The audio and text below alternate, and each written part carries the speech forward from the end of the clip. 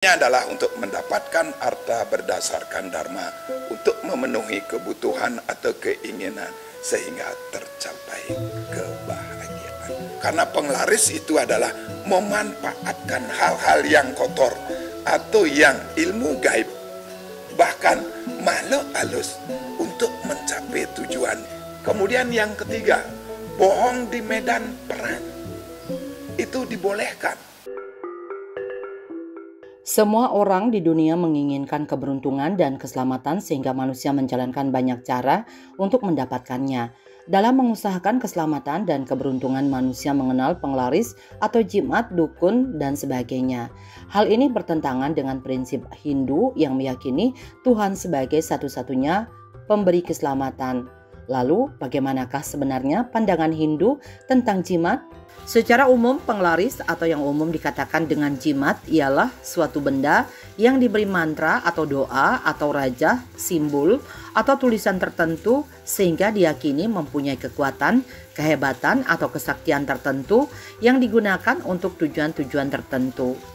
Adapun yang dimaksud dengan benda di sini ialah benda atau barang apa saja seperti kalung, akik, cincin, keris, kain kafan, rambut, dan masih banyak yang lainnya.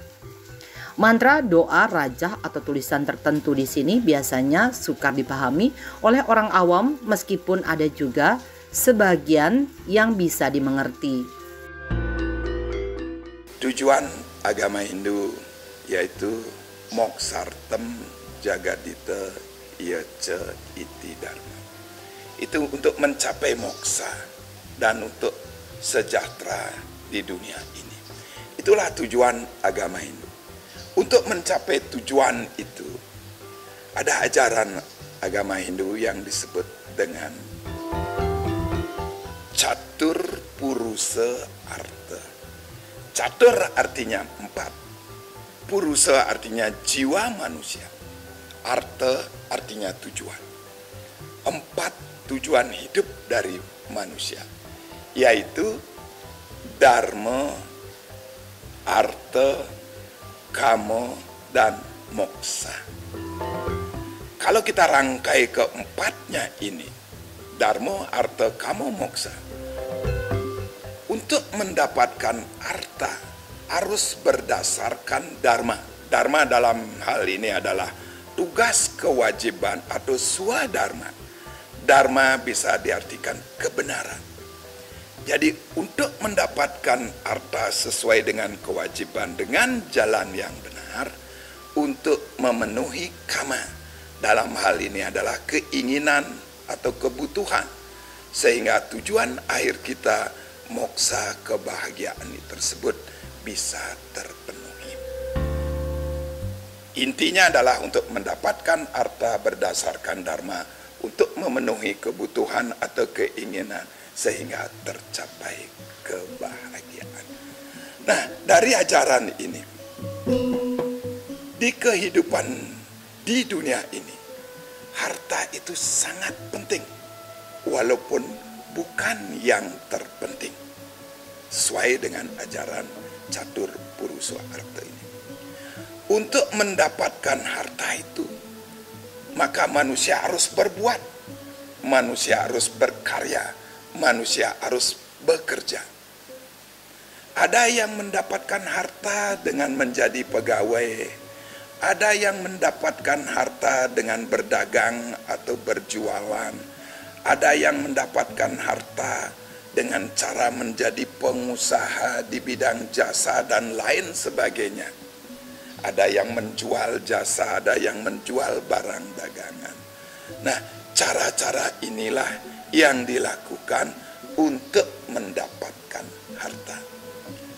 Kalau kita kaitkan dengan ajaran Catur Asrama, yaitu pada fase Grihasta, yaitu setelah Brahmacari, itu ada tanggung jawab karena kita memiliki istri, memiliki anak, maka harta di sini sangat penting.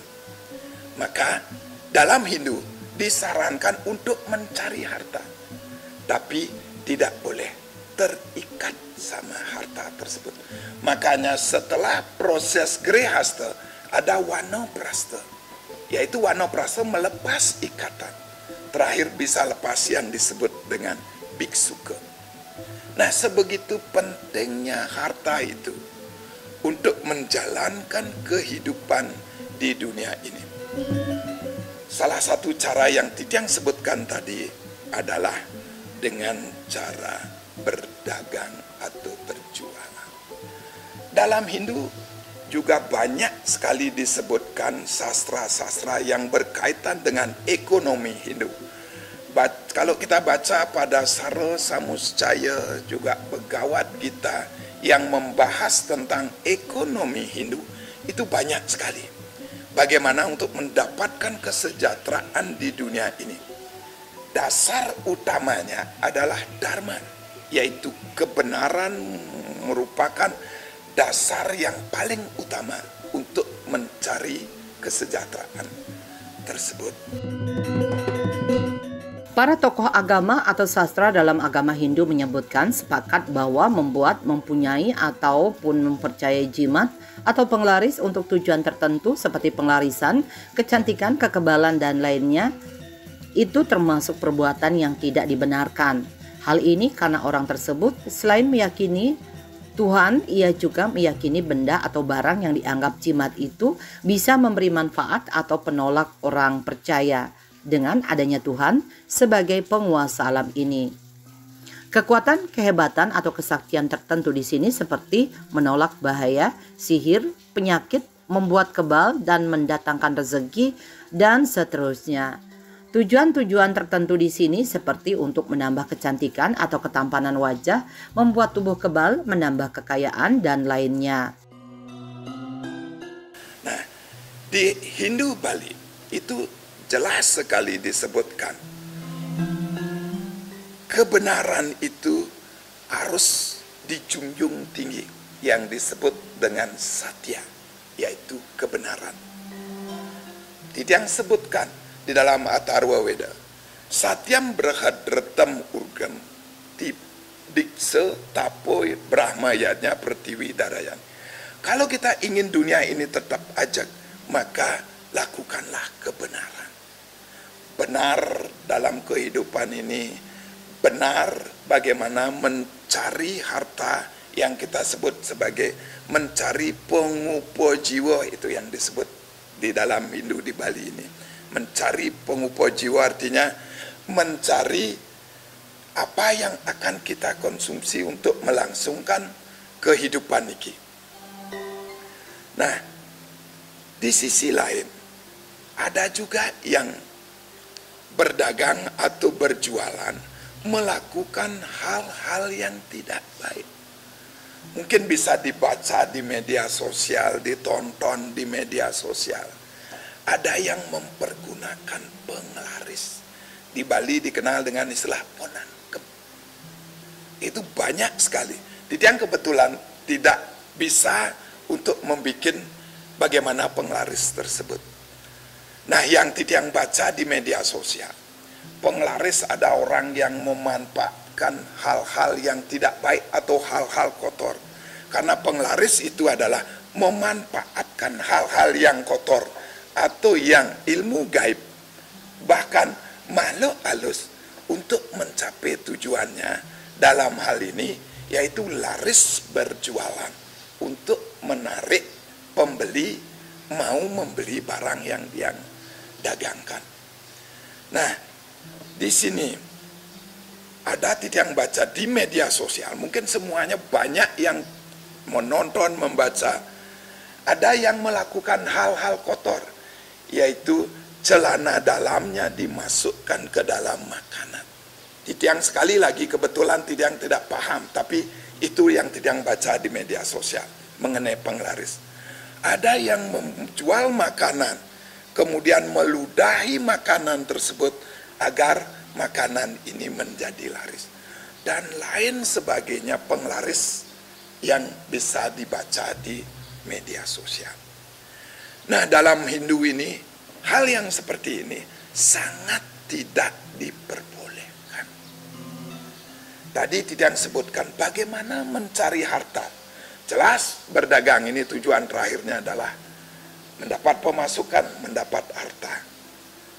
Mencari harta dengan hal-hal yang tidak baik itu diharamkan dalam hidup. Bahasa yang diharamkan adalah hal yang tidak baik. Kalau kita ingin berjualan, itu ada ilmu dagang. Tadi Tidang sebutkan bagaimana ekonomi Hindu yang ada dalam Sara Samusaya Bagawat kita. Kalau dalam hal ini berdagang, bagaimana kita berdagang yang baik? Maka pengetahuan tentang jual beli itu perlu kita pelajari. Dan juga kita mohon tuntunan kepada Tuhan dalam hal ini, manifestasi Tuhan. Di Bali, di Kolumrah, Dewaning Pasar adalah Ratu Ayu Mas Melanting. Pindah ke Dewaning Pasar. Jadi kalau orang Hindu di Bali berjualan, banyak yang memuja atau mohon tuntunan kepada Betara Melanting agar dituntun berjualan dengan baik dan mampu mendapatkan harta benda sebagai pemenuhan kebutuhan dari yang berdagang tersebut. Ada juga yang memuja manifestasi Tuhan yang kita sebut sebagai Ratu Niang Sakti. Nah, dua inilah yang dalam Hindu Bali sangat sering dipuja untuk mendapatkan tuntunan di dalam berusaha atau berdagang.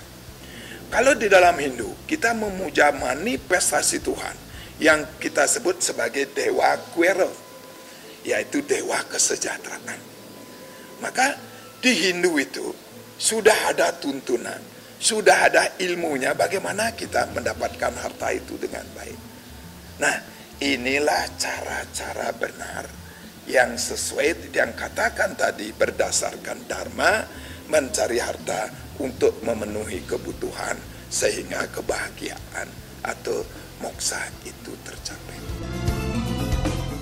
Pembuatan usaha dengan menggunakan penglaris ini bisa berpengaruh terhadap benar tidaknya atau berkah atau tidaknya usaha yang ditekuninya. Karena jika masyarakat tahu terhadap seseorang yang membuat usaha menggunakan penglaris, selain akan ditakuti warga setempat, juga dipercaya akan menimbulkan kerugian bagi penekun penglaris ini. Karena dipercaya penglaris yang dibuat tersebut akan meminta semacam pengorbanan dalam membantu usahanya yang dimulai dari pengorbanan kecil hingga besar sesuai dengan perjanjian yang dibuat.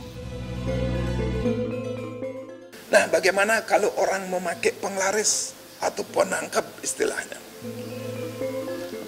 Jelas di dalam Hindu tidak dibolehkan. Itu dosanya besar.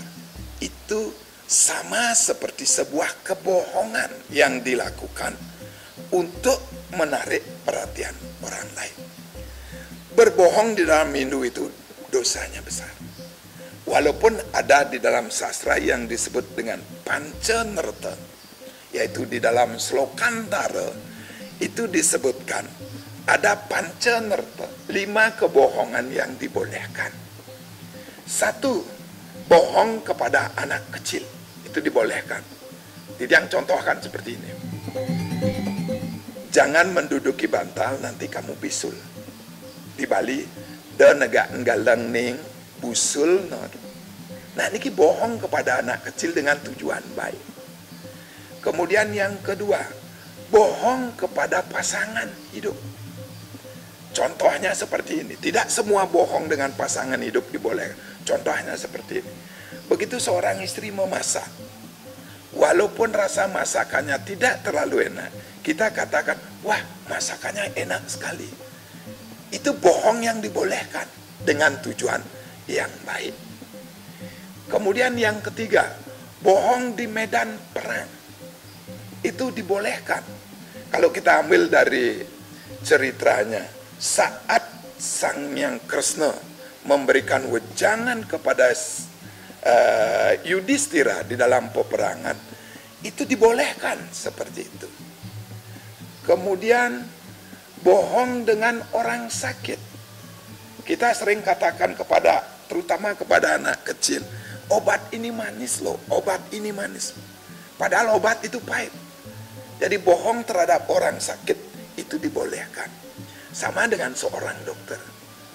Kadang-kadang penyakit yang begitu berat diderita oleh pasien. Dokter tidak katakan yang benar penyakit sebenarnya. Karena kalau dikatakan akan membuat mental sang sakit ini down. Maka dipakailah cara-cara tertentu untuk memberikan penjelasan kepada pasiennya. Kemudian yang kelima, bohong di saat berdagang. Nah, di sini di dalam Slokantara dijelaskan, boleh bohong di saat berdagang. Karena biasanya orang berbohong di dalam berdagang itu seperti ini. Ini saya beli dengan harga 5.000 loh. Saya jual dengan harga 5.500. Padahal sebenarnya itu bukan dengan harga 5.000 dia beli. Karena di dalam ilmu dagang, untuk mendapatkan atau membeli sesuatu yang dijual dengan harga sekian, ditambah kos atau biaya transport dan lain sebagainya, kemudian ditambah beberapa persen keuntungan, itulah harga jualnya. Jadi harga keseluruhan ini tidak mungkin akan dibilang benar, secara keseluruhan oleh penjual kepada pembeli. Nah, itulah kebohongan yang diperbolehkan di dalam sastra, yaitu Slokantara tersebut yang disebut dengan Panca. Ada beberapa strategi yang biasanya dipergunakan oleh pedagang atau pengusaha dalam memasarkan usahanya. Salah satunya strategi pemasaran dengan sedikit berbohong. Meski salah, namun cara berbohong dalam berdagang kadangkala masih dibenarkan dalam ajaran agama. Bohong yang dimaksud adalah menyangkut strategi pemasaran terhadap produk yang kita jual ataupun meyakinkan pembeli bahwa barang yang kita jual tidak mahal ataupun sangat berkualitas. Hal ini bertujuan untuk dapat meyakinkan pembeli agar membeli produk yang kita tawarkan, tentunya produk itu sesuai dengan standar yang ditentukan. Bohong yang tidak maksud memakai penglaris, memakai penangkap ini beda dengan bohong yang dilakukan oleh pedagang mengenai harga pokok dari barang dagangannya. Karena bohong yang dilakukan ini demi kebaikan bersama. Sedangkan bohong yang dilakukan dalam penglaris itu, penangkap itu, demi kebaikannya dia sendiri. Makanya ini tidak diperbolehkan di dalam Hindu. Apakah masih ada orang yang memakai penglaris ini? Kalau tidak katakan tidak ada, tapi banyak sekali ada berita di media yang menyebutkan seperti ini. Bahkan di sana disebutkan ciri-ciri bahwa toko ini memakai penglaris dan lain sebagainya. Itu bisa dibaca di semuanya di media sosial. Dan lain sebagainya tentang penglaris. Jadi, apakah ada dosanya kalau memakai penglaris menurut Hindu? Jelas ada dosanya. Secara skala dan secara niskala. Semasa kita hidup dan setelah kita mati, kita akan mendapatkan hukuman. Karena untuk mendapatkan harta sebagai pemenuhan kebutuhan kita ini harus berdasarkan kebenaran. Apabila kita mendapatkan harta tidak dengan cara yang benar, salah satu berdagang berjualan dengan penglaris, maka harta yang kita dapatkan tidak bertahan lama. Ada hal-hal yang akan terjadi sehingga harta yang kita dapatkan ini cepat habis. Kemudian kalau kita konsumsi sebagai makanan, apa yang kita dapatkan kita jadikan bahan makanan, kita konsumsi, maka di dalam Hindu disebutkan kita akan mengotori tubuh ini. Padahal jelas disebutkan di dalam Menawa Dharma Sastra, tubuh bisa disucikan dengan air, pikiran disucikan dengan kejujuran, kemudian Atman disucikan dengan tapa brata, kemudian budi disucikan dengan pengetahuan. Jadi kejujuran itu penting. Jadi hal-hal kebohongan yang kita lakukan untuk mendapat harta ini akan mengotori tubuh kita, akan mengotori pikiran kita. Begitu pikiran kita rusak, tidak bagus, maka organ tubuh atau sirkulasi tubuh kita akan tidak bagus. Maka yang mana paling lemah organ tubuh kita, maka kita akan cepat sakit. Jadi dosa dari penglaris ini secara skala pasti adalah penderitaan yang kita alami. Ada yang mengalami sakit secara berkepanjangan, tidak henti-hentinya keluarga ini mengalami sakit, malapetaka, bahkan kematian yang belum waktunya dialami dengan adanya memasukkan makanan yang tidak suci ke dalam tubuh yang kita dapat dengan cara-cara yang tidak benar. Jadi itulah secara skala hukumannya. Karena badan ini tidak suci, badan ini kotor, maka auranya juga tidak bagus. Dan semua keluarga kita yang ikut mengkonsumsi makanan itu akan menjadi tercemar. Maka pertengkaran yang menyebabkan penderitaan di keluarga itu akan sering terjadi. Bayangkan penderitaan yang terjadi kalau kita melakukan hal seperti itu. Dan setelah harta itu kita dapatkan, itu tidak langgeng, cepat sekali akan hilang. Itulah yang Titiang ketahui tentang harta yang didapatkan dengan cara-cara yang tidak benar. Itulah hukumannya secara skala. Secara niskala, apa hukumannya? Setelah kita mati, maka roh kita akan didorong ke dalam sumur yang sangat dalam, yang mana di dalamnya banyak ada binatang buas, ada hewan-hewan yang berbisa seperti ular. Inilah yang akan terus menyerang roh kita sampai masa hukuman kita habis. Jadi bayangkan penderitaan kita di alam kematian itu, sehingga untuk mencapai tujuan itu sangat lama sekali. Kita butuh waktu dihukum lama sekali hanya karena kita mendapatkan harta, mendapatkan asupan yang tidak benar.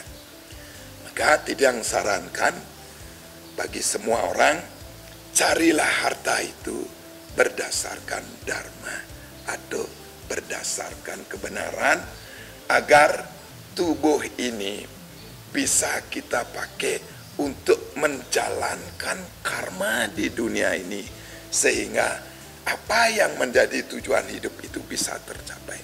Karena tujuan hidup menurut Kakawin Ramayana adalah kesayan ikang paponahan prayojana.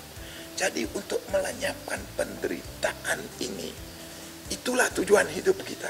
Penderitaan ini muncul karena keterikatan, karena ambisi berlebihan.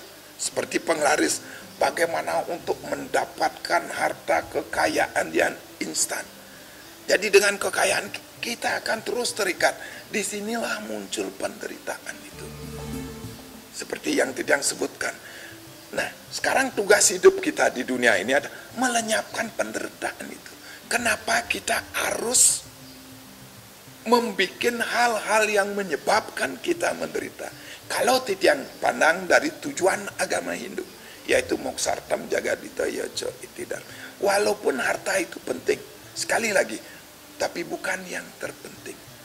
Harta itu adalah sebuah sarana yang akan kita pakai untuk mengarungi kehidupan, memelihara badan ini, agar kita masih bisa berkarma di dunia ini.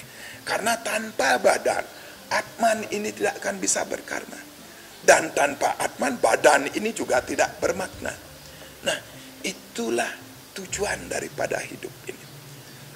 Maka Titiang minta kepada semua orang, khususnya umat Hindu, kita punya sastra, kita punya pedoman yang ada bagaimana ekonomi Hindu itu, bagaimana cara-cara untuk mendapatkan harta. Pelajarilah ini. Mohonlah tuntunan kepada Tuhan dalam hal ini. Manifestasi Tuhan yang Titiang sebut tadi, ida betara kuera. Pujalah beliau, mohonlah tuntunan secara segala. Isilah dirimu dengan pengetahuan bagaimana kamu bisa mendapatkan harta itu. Sekali lagi, kaya dan tidak banyak hal yang berkontribusi. Tapi kamu harus bekerja, karena kerja adalah iadnya, cuman dengan cara yang baik. Kalau kamu berpikiran, kalau kita berpikiran kaya, karena kaya itu banyak hal yang berkontribusi.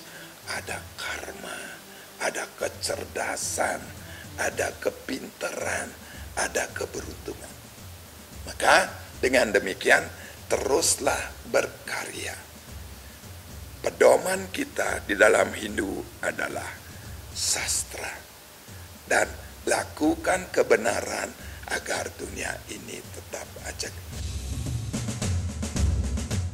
Apapun usaha yang dilakukan seseorang dalam usahanya tentunya sudah dipikirkan secara mendalam oleh orang tersebut.